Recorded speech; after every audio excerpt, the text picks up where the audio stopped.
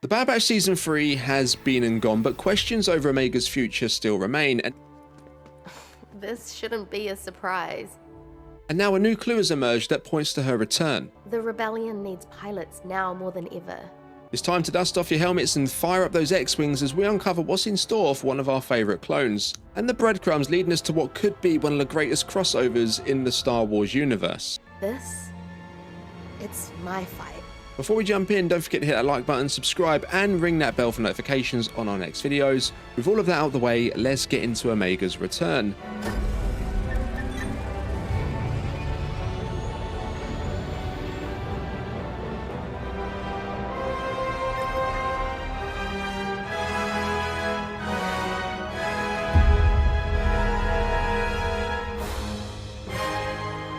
In the shadows of Ahsoka's first season, a fleeting Easter egg might have unveiled Omega's destiny in the Star Wars universe long before the curtains fell on the Bad Batch's third season.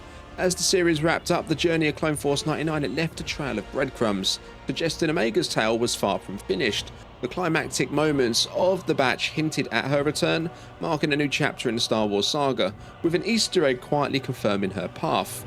Ultimately, the saga of Clone Force 99 has reached its conclusion. Their primary objective was to shield Omega from the Empire's grasp, a mission they accomplished in style. The downfall of Tantis and the demise of Dr. Hemlock, the keeper of secrets about Omega's genetic singularity, marked the end of her peril, yet this is merely the prologue to Omega's true journey. Her experiences with the Bad Batch were just the beginning of her odyssey. The series epilogue not only clarifies her forthcoming adventures, but also teases an important encounter and heralds Omega's anticipated transition to live action. As we know, the third season of The Bad Batch masterfully played with the notion of Omega's force sensitivity, weaving a narrative thread that tantalized fans without ever tying it off. In retrospect, this choice preserved the enigma of Omega's character, leaving fertile ground for future storytelling. Now, the possibility of revisiting this aspect of Omega's lore remains open, a narrative seed that may or may not sprout in time. Now, as the season's finale unfolded, we leaped forward in time to meet an older Omega poised on the brink of a new chapter. With a confident declaration to Hunter, she revealed her intent to join the rebellion as a pilot. This pivotal moment situates Omega within the rebellion's ranks before the events of A New Hope, hinting at her potential involvement in future Star Wars narratives. Now, the absence of a definitive force sensitivity revelation shifts the focus from an Omega Ventress alliance to a broader canvas. Omega, now a rebel, is ready to carve her path in the galaxy's history. After all, Omega's journey with Clone Force 99 wasn't just a tale of battles and escapes, it was a tapestry woven with connections to the broader Star Wars universe.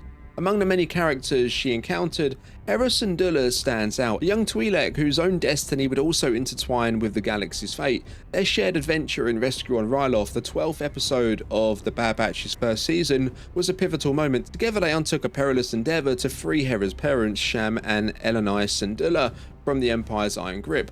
The bond forged between Omega and Hera during this mission was built on mutual passions, a fascination with droids, the vastness of space, and arguably the most important here, the thrill of flight. This friendship blossomed into a steadfast alliance, hinting at the potential for their paths to cross again at some point down the line. Now, the Star Wars universe is rich with interconnected stories and characters, and it seems Omega's journey may have crossed paths with more members of the Ghost Crew we initially knew about. The keen eye of ex-user Blacklight21 has brought to light a fascinating detail in the backdrop of Ahsoka's debut episode. A painting by Sabine Wren features not just the familiar icons of Star Wars Rebels, but also the cherished dolls of Omega and Jyn Erso. This small inclusion is more than just an Easter egg, it's a narrative bridge connecting the tales of the Bad Batch and Rogue One. The presence of Lula, Omega's Tuca doll, and Starry, Jyn Erso's Tuca doll, in Sabine's artwork suggests a shared history, a visual nod to the friendship and alliances formed in the fight against the Empire. It's a testament to the depth of the Star Wars saga, where every detail can hold a story waiting to be told. Now, the finale of the Bad Batch's third season left us with a breathtaking leap through time, unveiling an older Omega ready to embark on a new quest with the Rebellion as mentioned. At this important moment, not only bids farewell to the Bad Batch, but it also ignites the spark of Omega's continuing saga in the Star Wars universe. The intriguing Easter egg quietly confirms Sabine Wren's encounters with both Jyn Erso and potentially now Omega too, and that widens the narrative horizon, hinting at a convergence of paths that fans might witness, perhaps in Andor Season 2, which dovetails into the events preceding Rogue One, which of course then leads on to A New Hope.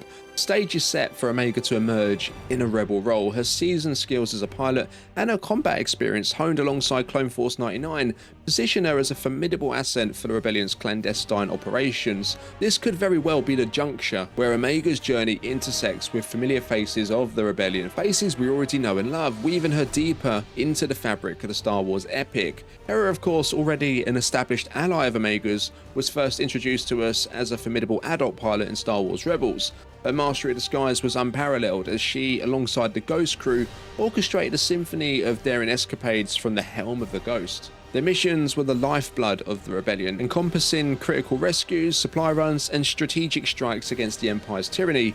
Hera's legacy was cemented with the honour of becoming General Syndulla, a title she bore with distinction way into the era of the New Republic, long after the Galactic Civil War had cooled. Her alliance with Omega, established during their earlier adventures, could well continue in a galaxy post-Civil War. Hera's journey from the animated world of Star Wars Rebels to the live action realm in Ahsoka Season 1 marked a significant moment for the character, albeit with a smaller presence than her animated counterpart. However, the tides may turn on that in Ahsoka Season 2, especially with the formidable Grand Admiral Thrawn emerging from the shadows of exile.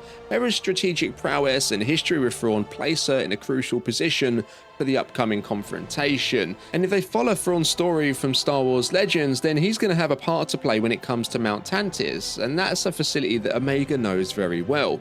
Imagine the narrative potential if an old comrade of Hera's, perhaps a fellow pilot from the Rebellion days, were to re-enter the fray. This ally, seasoned by battles past and united by a shared history with Hera, could offer invaluable support in the renewed struggle against Thrawn.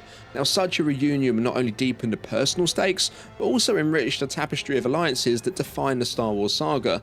Now, in the aftermath of the Empire's fall, the New Republic's struggle against remnants like Thrawn demands a formidable coalition. The transformation of seasoned Rebellion pilots into New Republic Rangers is a testament to their enduring commitment to galactic peace, which can be seen with figures like Captain Carson Tava, Zeb from Rebels, and you've even got the Mandalorian Din Djarin patrolling the stars to safeguard newfound freedoms. Now, it stands to reason that Omega, with her rich history, alongside the Rebellion, could seamlessly step into the role of a New Republic Ranger. Her skills honed over multiple different conflicts, and her bond with Hera position her as an ideal candidate to join the next fight. The narrative potential for Omega to continue serving the galaxy's greater good, now under the banner of the New Republic, is not just conceivable, it's a compelling continuation of her journey. It's a path that would honour her past and empower her future, a fitting evolution for a character whose story is interwoven with the very fabric of the Star Wars legacy. The prospect of Omega stepping into the live-action spotlight in Ahsoka Season 2 is certainly a thrilling one. It's easy to envision her and Hera, united by their shared experiences, embarking on daring missions in the twilight years of war. Their paths may have crossed at pivotal Rebellion strongholds like Yavin 4 or Dantooine, or perhaps Omega served valiantly under Hera's seasoned command. Omega's evolution into a rebel and a New Republic pilot is a natural progression, I feel, for her character. Trained by the elite of Clone Force 99, she possesses not only the skills but also the heart of a true explorer and protector. Her desire to traverse the stars and defend the defenseless is the very essence of the Rebellion's spirit. Omega's journey from a curious clone to a heroic rebel pilot embodies the hope and resilience that fuels the Star Wars narrative. With the conclusion of The Bad Batch, the stage is certainly set for Omega to grace the screen in Ahsoka Season 2, if not before in Andor, offering a natural progression for her story within the Star Wars narrative. While the chapters of Hunter, Wrecker, and Crosshair may have closed, Omega's tale is poised for new beginnings. She stands at the threshold of self-discovery, untethered from Clone Force 99. The questions of her individual aspirations and the alliances she's forged since her departure from Pabu linger in the air. The upcoming season of Ahsoka presents the ideal backdrop to reintroduce Omega to the Star Wars universe, shedding light on her contributions to the rebellion and her growth as a character. So with a painting of Omega's Tuca doll appearing in Ahsoka Season 1 and her future firmly pointing towards the rebellion, do you think the groundwork's been laid for her return in Ahsoka Season 2, or possibly a little bit sooner in Andor Season 2? As always, drop your thoughts, theories, and wildest speculations down in the comments. Smash that like button if you enjoyed the video, subscribe to the channel to catch more. I'll catch you in the next one. May the Force be with you.